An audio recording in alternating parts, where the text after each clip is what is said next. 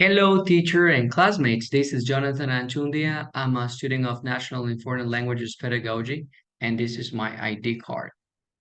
Well, on this video, I'm going to be talking about the main difficulties to teach and learn sentence structure in the English foreign language classroom. I'm going to be doing this with 8 students through a conversation. I'm going to be teaching them. They're going to have questions. So let's start. Good morning, class. Today we're going to discuss the main difficulties in teaching and learning sentence structure in the English as a foreign language classroom.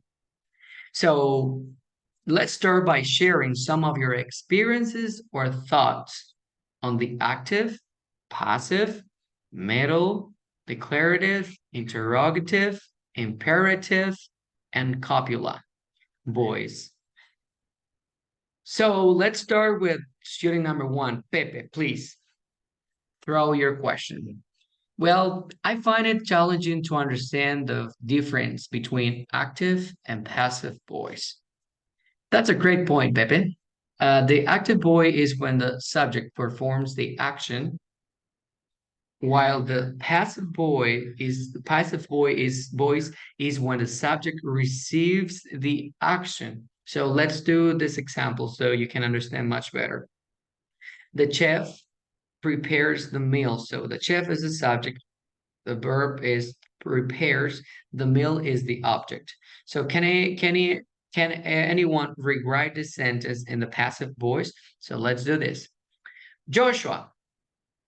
So the meal is prepared by the chef. Excellent. You got it, Joshua.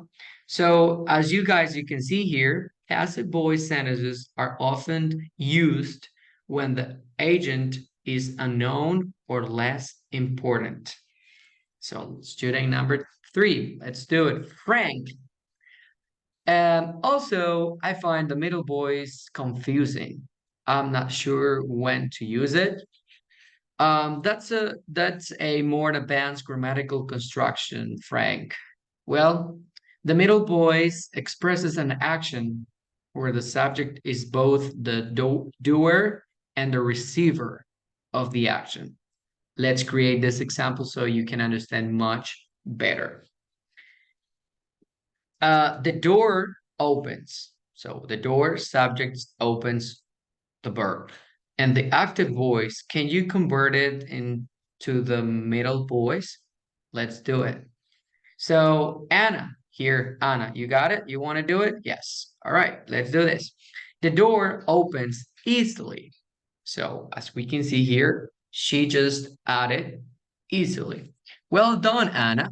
In the middle voice, we focus on the subject state rather than who or what caused the action. So easily, easily is not necessary there. It's not important because the sentence is clear. The door opens. That's it. So Emily, want to say something? Sure, teacher. I struggled with forming declarative and interrogative sentences accurately. Oh my gosh, that's a good question. Well, let me explain this to you.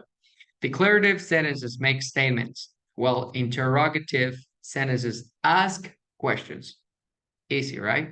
Well, let's practice with some examples.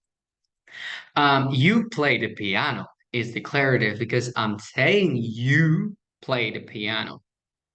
Can anybody turn this this declaration into an interrogative or question?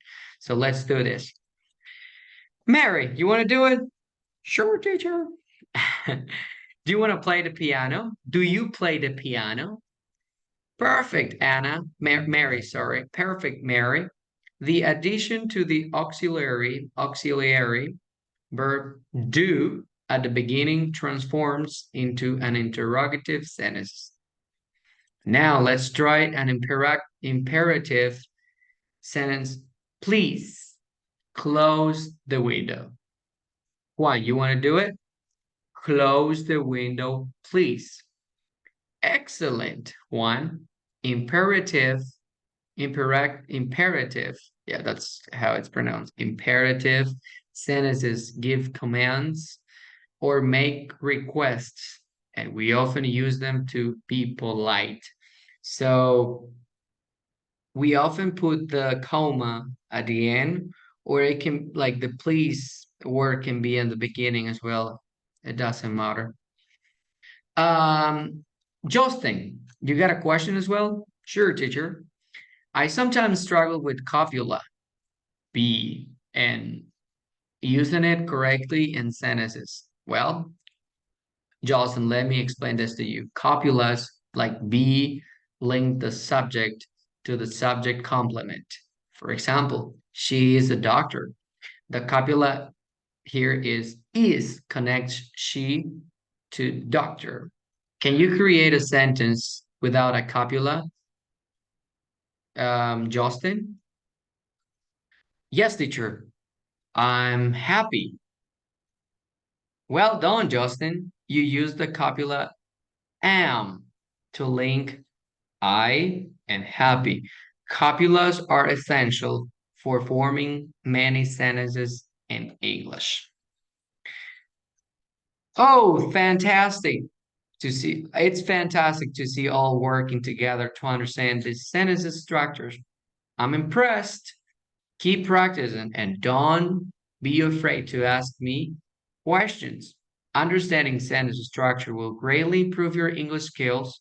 Let's continue to explore more examples and exercises in our upcoming classes. Thank you, teacher. We will surely work hard to master this sentence structure. Thank you so much, students. I love you and I'm looking forward to see you next class. Bye.